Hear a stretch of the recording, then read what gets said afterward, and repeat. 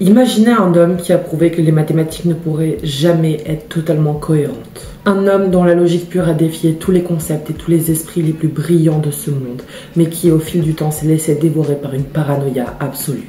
Persuadé qu'on voulait l'empoisonner, il s'est même laissé mourir de faim.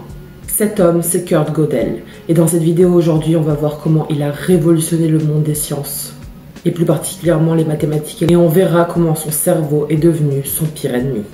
Nous sommes en 1931. Le jeune Kurt Gödel, 25 ans, est un mathématicien brillant du Cercle de Vienne, un groupe de penseurs positivistes. Il est discret et réservé, mais il est sur le point de briser l'un des plus grands rêves que les mathématiciens caressaient depuis des décennies. À cette époque, un certain Hilbert, un mathématicien absolument brillant, veut démontrer que les maths sont parfaites. Tout peut être expliqué de manière logique. Un peu comme si l'univers des nombres était une machine extrêmement bien huilée. Sauf que Gödel, lui, il va prouver exactement l'inverse. Il publie alors les théorèmes d'incomplétude. Et là, c'est un choc monumental. Premier théorème, il existera toujours des vérités mathématiques impossibles à démontrer. Deuxième théorème, les mathématiques ne pourront jamais prouver leur propre cohérence. Par exemple, si je vous dis « ceci est une phrase fausse », comment démontrer si elle est vraie ou fausse? Ce qu'il vient de faire, c'est comme si quelqu'un découvrait qu'il existait des lois de l'univers, des lois de la nature qui sont vraies, mais qui sont pourtant indémontrables et qu'il est impossible de les prouver, mais qu'on peut appréhender. Les mathématiciens sont sous le choc. C'est un des résultats mathématiques les plus profonds de l'histoire jamais trouvés. Et plus Gödel plonge dans les mathématiques pures, et plus sa réalité s'efface. Il s'éloigne tellement du monde réel qu'il n'arrive plus à différencier la réalité du délire.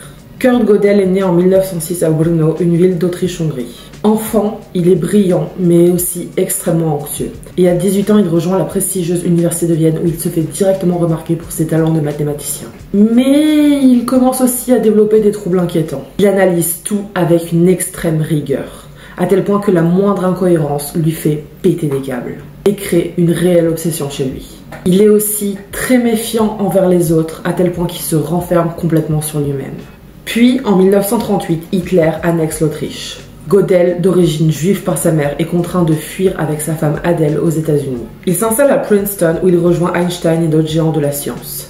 Einstein et Gödel deviennent amis très proches. Einstein dira même « Ma seule raison d'aller à Princeton est de me promener avec Gödel ». Mais malgré cet environnement extrêmement prestigieux, ses obsessions empirent. Gödel commence à développer des idées paranoïaques. Il est persuadé que tout son entourage veut l'empoisonner. Il refuse alors de manger autre chose qui n'est pas cuisiné par sa femme Adele. Il est persuadé que ses collègues conspirent dans son dos et il commence à voir des ennemis imaginaires. Pendant les années 70, son état empire encore plus. Sa femme Adele, son seul soutien jusque-là, tombe grièvement malade et est obligée d'être hospitalisée. Et là, c'est le drame.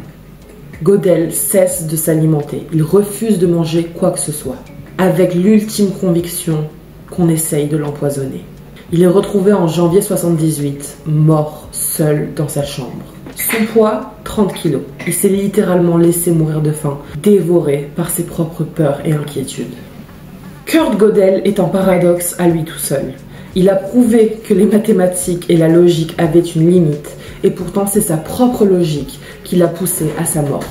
Aujourd'hui, son travail reste fondamental dans les mathématiques, l'informatique et la philosophie, mais son destin tragique nous rappelle que même les plus grands génies de l'histoire peuvent être tourmentés et avoir leur propre démon intérieur. Et vous, connaissiez-vous l'histoire de Gödel? Pensez-vous que son génie et sa paranoïa étaient liés? Si ce genre de vidéo un peu posée où je vous raconte des histoires vous plaît, n'hésitez pas à me le signifier en commentaire, j'ai adoré faire ce tournage. Et je serai ravie d'entreprendre d'autres vidéos dans ce style.